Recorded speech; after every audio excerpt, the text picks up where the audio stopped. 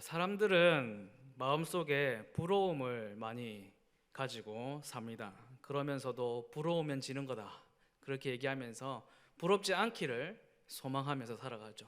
또 차라리 사람들이 나를 부러워했으면 좋겠다, 모두가 부러워하는 삶을 살겠다, 그런 사람이 되겠다라고 만드는 데에 자신의 인생의 거의 전부를 쏟아붓는다라고 해도 틀리지는 않을 것입니다. 근데 다만 이 부럽다라는 그것이 또 나쁜 것만은 아닌 것 같습니다. 어떤 상대를 부러워한다는 것은 단지 그 사람에 대해서 내가 열등감을 느끼고 있다라는 것보다는 그 사람을 존경하고 그 사람이 되고 싶고 닮고 싶고 하는 그런 의미들을 담고 있기 때문에 그렇습니다. 저도 사실 여러분들이 보시기에는 너무나 완벽하여서 아무런 부러움이 없이 살아갈 것 같지만은 제 안에도 굉장히 많은 부러움들이 도사리고 있습니다. 많은 부러움들이 있지만 그 중에서도 이제 성경 인물 중에 한 명 부러운 사람을 꼽으라면 바로 이 사도 바울을 꼽을 것입니다. 무엇보다도 이분이 굉장히 똑똑하신 분이시기 때문에 여러 가지 서신서들을 기록하셨지만 이 우리가 읽은 로마서 하나만 본다고 하더라도 정말 지식이 깊고 지혜가 높으며 글을 아주 잘 쓴다는 것을 알 수가 있습니다. 물론 성경을 쓸 때 성령의 감동으로 썼겠지만은 인간적으로 봐도 어떻게 이렇게 글을 잘 쓸 수가 있는가? 한글이 아니라 헬라어 성경으로 보면 그것이 얼마나 학문적으로 문학적으로 뛰어난 글을 쓰고 있는지를 볼 수가 있습니다.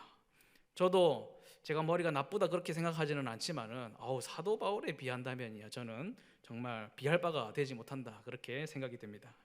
또 하나 이분에게 있어서 부러운 것이 있습니다. 영적인 체험이 굉장히 많이 있는 분이라는 것이죠. 아주 신령한 그런 분입니다.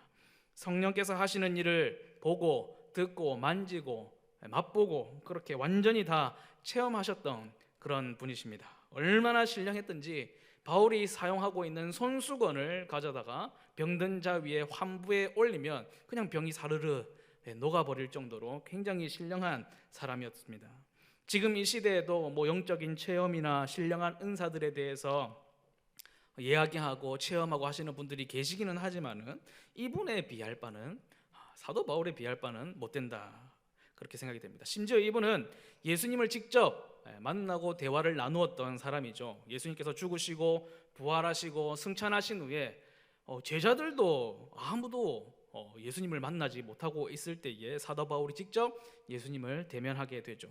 그때에 이제 바울이 예수님을 믿고 따르게 되는데, 저에게도 이 사도 바울이 가지고 있었던 영적인 신령한 은사들 중에서 한두 가지만이라도 있었다면, 한 가지나 두 가지 그것만 좀 배웠다면 정말 좋은 목회자가 되을 수 있었을 텐데 하는 부러움이 제 안에 있다라는 것이죠. 부러움이기도 하고 존경이기도 하고 어떻게 보면 질투이기도 합니다. 그런데 사실 사도 바울을 보면서 정말로 부러운 것은 따로 있습니다. 그의 탁월한 지성도 굉장히 부럽고 또 영적인 체험도 굉장히 부럽지만 진짜 부럽게 만드는 것은 바로 오늘 이 본문입니다. 로마서 16장 사람의 이름들이 쭉 나오고 있는데요, 사람입니다. 사람. 우리가 16장 전체를 읽지는 않았지만 읽은 본문 뒤를, 16장 뒤에를 봐도 계속 사람의 이름이 나옵니다. 사도 바울이 사람의 이름을 쭉 기록하는 것은 말하자면 자기 인생의 어떤 성적표 같은 것을 이야기하고 있는 것이죠. 그것을 내어놓는 것입니다. 이 사람들이, 이 이름들이 바로 내 사람들이고 내 자산이다, 이렇게 이야기를 하는 거죠. 여기에 지금 사도 바울의 엄청난 자존심, 프라이드가 담겨 있는 것을 느낄 수가 있습니다. 사실은 성경을 읽을 때 이렇게 사람 이름이 쭉 나오고 어려운 이름 나오고 하면 대부분 그냥 슬슬슬 읽고 넘어가세요, 그죠? 성경 읽을 때 마태복음 1장 1절 되면 누가 누구를 하고 할 때는 슬 지나가는 경우가 있는데, 사실은 사도 바울이 통장의 잔액은 간당간당 했을지라도 굉장히 부자였다라는 느낌을 확 주고 있어서 이 본문을 그냥 지나칠 수가 없습니다. 우리 어르신들은 아시겠죠? 돈 부자가 진짜 부자가 아니고 사람 부자가 진짜 부자라는 것을 아시지 않습니까? 그런 의미에서 제가 보기에는 최고의 부자는 바로 사도 바울이었다, 그런 생각이 듭니다. 그래서 제가 이분을 참 존경하고 또 부러워하고 그렇게 생각을 합니다. 자기 사람, 자기 재산이라고 할 수 있겠죠. 1절에 보시면 첫 번째 사람이 나오는데 베베라고 하는 이름이 나옵니다. 좀 특이한 이름이죠. 그래도 사도 바울 제삼 목록 1호가 바로 이분인데 여자분이신데요. 2절 하반절에 보면 제가 빨간색으로 체크를 해놨는데 그가 여러 사람과 나의 보호자가 되었다, 그렇게 이야기를 하고 있습니다. 베베라는 여자가 있는데 그녀는 나의 보호자다, 이렇게 소개를 하고 있다는 것입니다. 사랑하는 성도 여러분, 여러분에게 그런 사람이 있습니까? 다른 사람에게 이 사람을 소개할 때에 이 사람은 진짜 나의 중마고 정말 절친한 친구다, 그 정도를 훨씬 넘어서 이 사람은 나의 보호자다 라고 이야기할 수 있는 그런 사람을 혹시 가지고 계십니까? 이 보호자라는 이름은 아무에게나 그렇게 갖다 붙이는 이름이 아니거든요. 제가 대화를 나누던 어떤 분이 자기가 옛날에 겪었던 일을 이야기하시는데 여자친구랑 놀러를 갔다가 사고로 인해서 여자친구가 갑자기 다치게 된 겁니다. 부모님한테 그냥 친구랑 간다고 거짓말을 하고 갔으니까 좋은 일이 안 일어나겠죠. 사고가 일어나가지고 여자친구가 다치게 돼서 허겁지겁 병원으로 응급실로 데리고 갔는데 병원 직원이 와가지고 묻습니다. 보호자분 환자와의 관계가 어떻게 되십니까? 뭐라고 대답했을까요? 그때 남자친구다라고 대답을 하려고 하는데 그게 참 주저되더라라는 것입니다. 평소에 그녀는 나의 여자친구고 나는 그의 남자친구고 누가 물어봐도 그렇게 대답을 하고 그것이 굉장히 자랑스럽고 우리는 누구보다 가깝고 뜨겁고 사랑하고 가장 책임질 수 있는 그런 사람이었을 것 같은데 병원에서 보호자를 찾는데 남편입니다 이렇게 얘기할 수 있는 게 아니라 남자친구다 이렇게 얘기해야 한다는 게 너무너무 가볍고 너무너무 아무것도 아니고 병원에서도 그게 뭐 이럴 것 같더라라는 것이죠. 다른 사람 없어요? 부모님이나 가족이나 다른 사람 없냐고 그렇게 찾을 것 같더라라는 것입니다.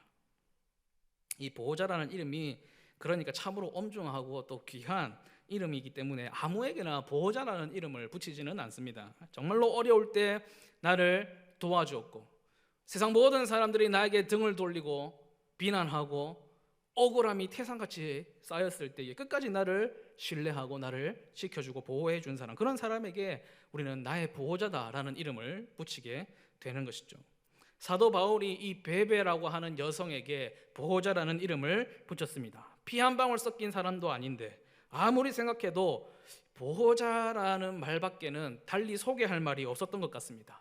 그러니까 사도 바울에게는 나의 보호자라고 얘기할 만한 그런 사람이 있었다라는 것이죠. 2절에 다시 한번 보시면 또 중요한 사람이 있습니다. 화면을 띄워주시겠습니까? 이번에는 빨간색으로 체크를 안 했습니다. 찾으셔야 되기 때문에. 베베 말고 누가 있을까요? 아무리 찾아봐도 베베밖에 없는데 2절 맨 앞에 나오고 있는 너희입니다. 너희. 이 너희는 어떤 사람들이냐면 내 사람을 부탁할 수 있는 또 다른 내 사람들이죠. 바울에게는 자신의 사람을 믿고 맡길 수 있는 네 사람들이 있었는데 여기에 너희라는 이름으로 나타나고 있습니다. 이 베베라는 분이 멀리 여행을 떠나게 되었어요. 아마도 이 로마서 편지를 들고 로마 교회에 전달하는 역할을 하기 위해서 그를 떠났던 것으로 보이는데, 그러니까 로마 교회에 있는 너희에게 이야기하는 것이죠. 내 사람, 이 사람은 내 보호자다. 베베가 갈 것인데 마중 나와서 잘 모시고 음식도 좋은 것으로 대접하고 안전하게 잘 지내다 돌아올 수 있도록 배려하라, 이렇게 부탁을 하고 있는 것입니다. 성도 여러분, 여러분들에게는 이렇게 내 사람을 부탁할 만한 너희가 있으십니까? 있다면 참 좋겠죠. 이것이 대단한 재산입니다. 내 사람도 귀하지만 일력신도 없는 사람이라고 할지라도 내 이름을 걸고 부탁할 때에 잘 돌봐줄 수 있는 사람들. 예수님도 십자가에서 돌아가실 때에 자신의 어머니 마리아를 제자에게 부탁하지 않으셨습니까? 그 또 다른 내 사람, 내 사람을 부탁할 수 있는 또 다른 내 사람. 그런 면에서 보면 사도 바울이 굉장히 큰 부자였다라는 생각이 듭니다. 또 3절에 보시면 바울의 재산 목록 3호가 나오는데 이 사람은 더 대단합니다. 정말 진국인 사람입니다. 어떻게 이런 사람들을 곁에 두고 있었을까? 화면에 이름이 나오죠. 두 사람, 브리스가와 아굴라라고 하는 사람들입니다. 이 사람은 부부인데 이분들이 어떤 분이었느냐? 4절에 나와 있습니다. 4절 말씀을 같이 보시면 그들은 내 목숨을 위하여 자기들의 목까지도 내어 놓았나니 나뿐 아니라 이방인의 모든 교회도 그들에게 감사하느니라. 그렇게 말씀합니다. 나를 위해서라면 자기 목을 내어 놓는 사람들이다. 성도 여러분, 여러분에게는 나에게는 그런 사람이 있으십니까? 오전에 담임 목사님께서 콩팥 이야기를 하셨는데 어느 날 병원에 갔는데 의사 선생님이 얘기하시기를 콩팥 2개의 상태가 너무 안 좋아서 이거 빨리 이식 수술을 받지 못하면 생명이 위독할 수 있다라는 청천벽력 같은 선고를 받게 됩니다. 혹시 그럴 때 나를 위해서 기꺼이 콩팥 하나 떼어줄 사람이 여러분들에게 있으십니까? 오늘 대답을 아무도 안 하시네요. 있으시기를 바랍니다. 제가 집사람한테 혈액형이 뭐냐고 물어보려고 하다가 찾아보니까 혈액형이 틀려도 할 수 있는 기술이 발견됐다 하더라고요. 저는 그냥 보호자가 되기로 했습니다.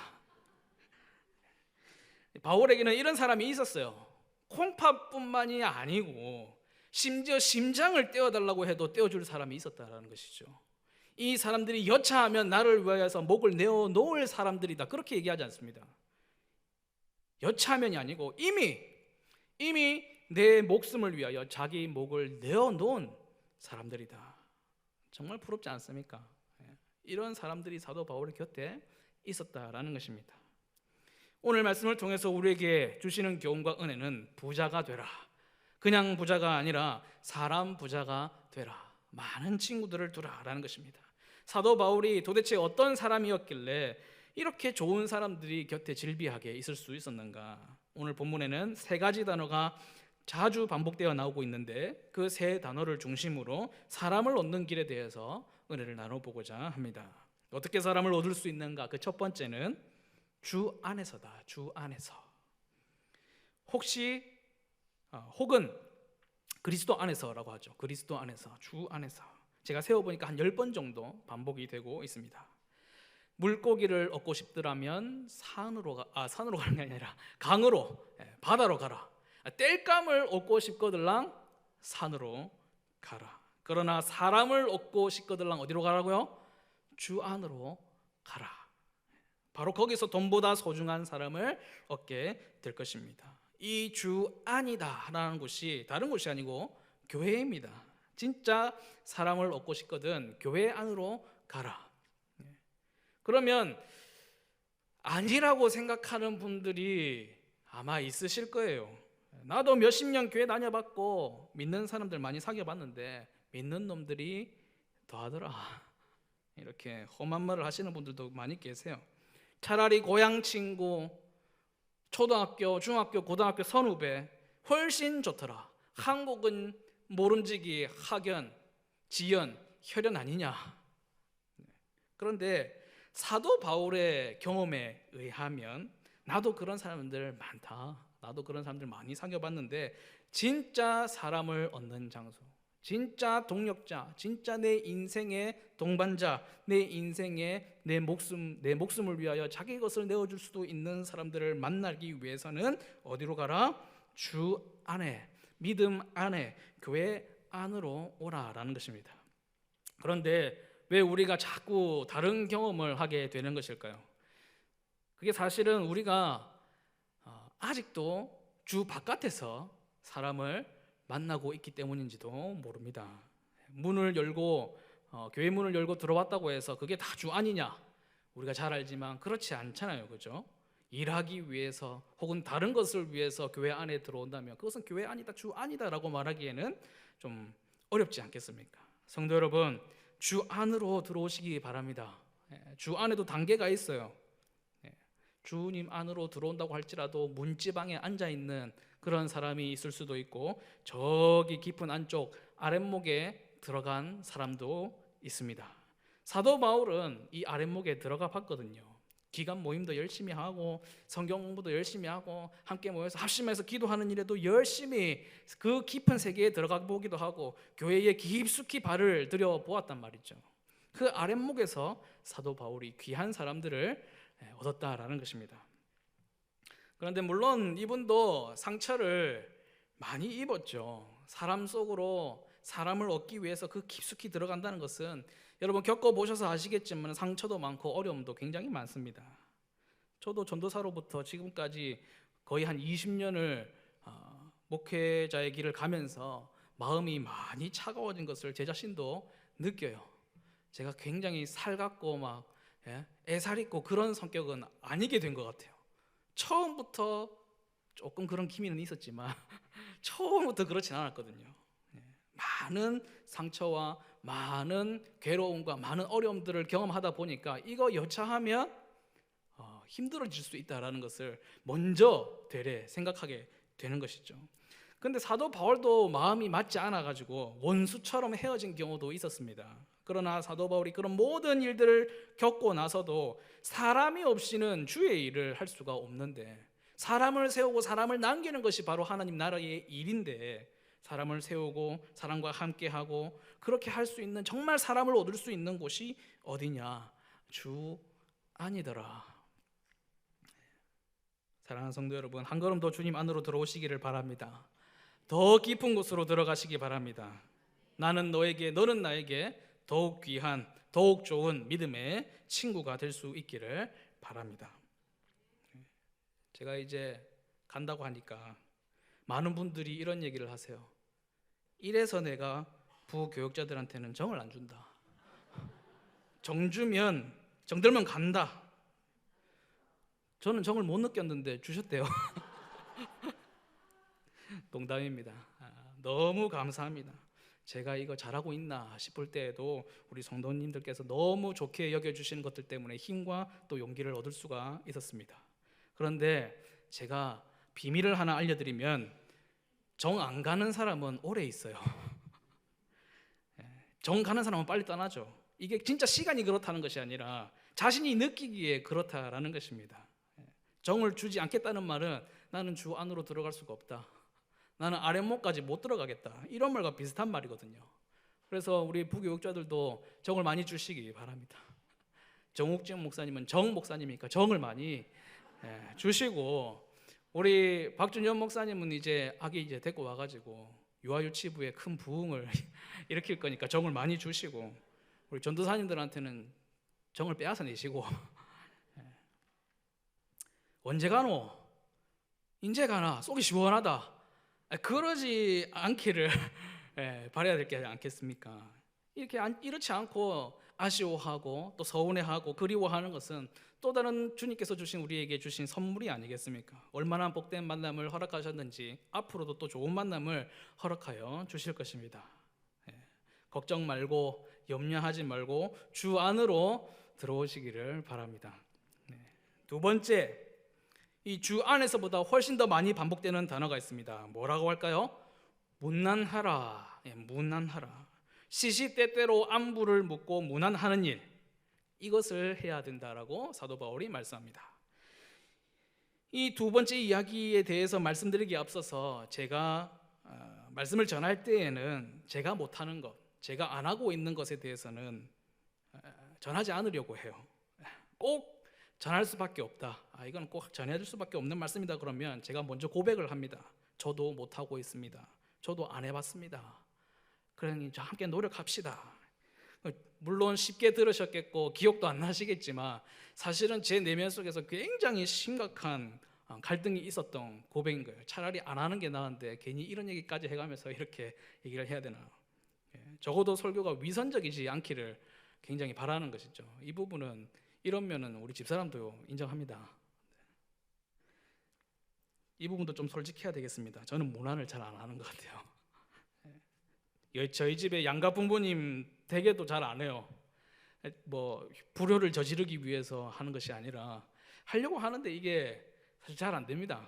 일주일에 2주일에 한두 번 뭐 전화드리고 한다는 것도 그냥 하기가 그러니까 영상통화 해가지고 애들 앞세워서 이렇게 전화드리고 그렇게 합니다. 생각해보면 저희 집사람하고 결혼한 것도 이 연락 안 한다고 화내고 싸우고 이런 일이 없어서 결혼을 했어요. 이게 굉장히 큰 영향력을 끼친 것 같습니다. 제가 전화하는 거를 별로 안 좋아하거든요. 차라리 문자하고 카톡하고 글자로 하는 게 낫지, 전화기 붙들고 계속 얘기해야 되고 이러면 그게 굉장히 힘들더라고요.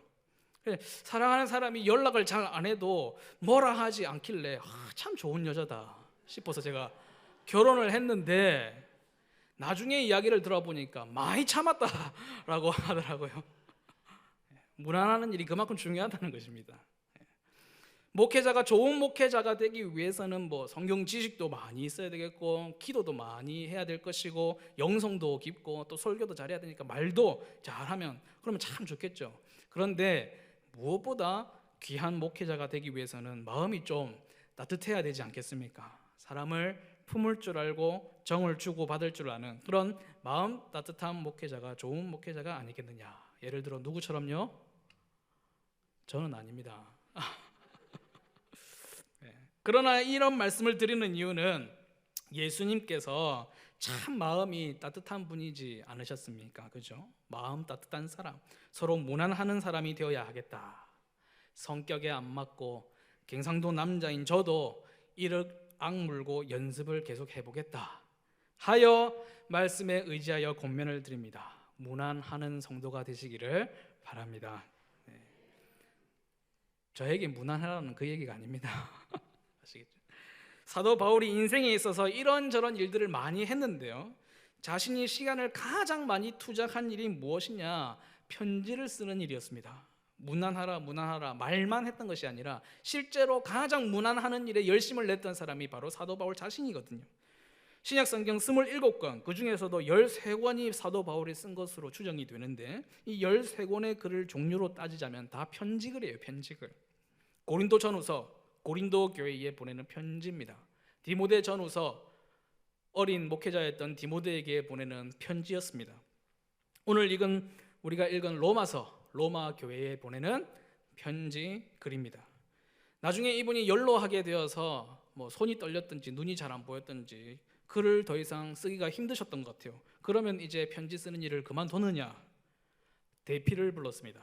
글씨를 잘 쓰는 사람을 불러가지고 앉혀놓고, 자, 불러줄 테니 받아 적어라. 사랑하는 로마 교회 성도 여러분, 그간 별거 없으셨습니까? 이렇게 또 편지를 썼단 말이죠. 죽기까지 무난하는 삶을 살았던 것입니다. 그러니 사람이 안 붙을 수가 없는 것이죠. 여러분도 편지를 좀 써보시기 바랍니다. 지난 12월에 결혼기념일에 짧지만 제가 손편지를 쓴 적이 있는데, 그게 몇십 년 만에 손으로 쓴 편지인지 모르겠습니다. 알고 보니까 우리 박 목사도 얼마 전 결혼기념일날 중고등부 무슨 행사가 있어서 집에 없었대요. 천인 공로할 일이죠. 그런데도 손편지를 써가지고 마음에 들지 않습니다. 사랑하는 사람에게 편지를 쓰시고, 또 한두 장 남으면 누구에게 쓰시느냐? 왼수 같은 사람에게도 편지를 좋게 좀 쓰시고, 그렇게 서로 무난하는 일들에 힘을 쓰다 보면 사람 부자가 될 것입니다. 마지막 세 번째로 사람 부자가 되는 길, 무엇이냐? 수고입니다. 수고함. 한 3번 정도 반복되어서 나오는데요, 사람을 얻는 일이 문안 열심히 한다고 인사 열심히 한다, 그걸로만 되는 것은 아닙니다. 그것보다 좀 더 수고를 해야 되는데, 어떤 수고를 해야 되느냐, 이에 대해서 사도 바울이 갈라디아서에서 이 수고에 대해서 설명을 하고 있습니다. 갈라디아서 4장 19절, 이건 같이 한번 읽어볼까요? 시작. 나의 자녀들아,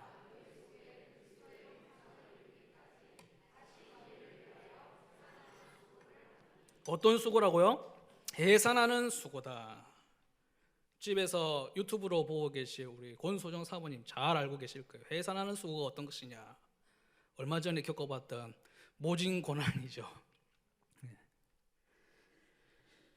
사도 바울이 사람을 많이 얻어보았음에도 불구하고 그 일들을 하나하나 돌아보니까 하나같이 무슨 과정과 같았느냐?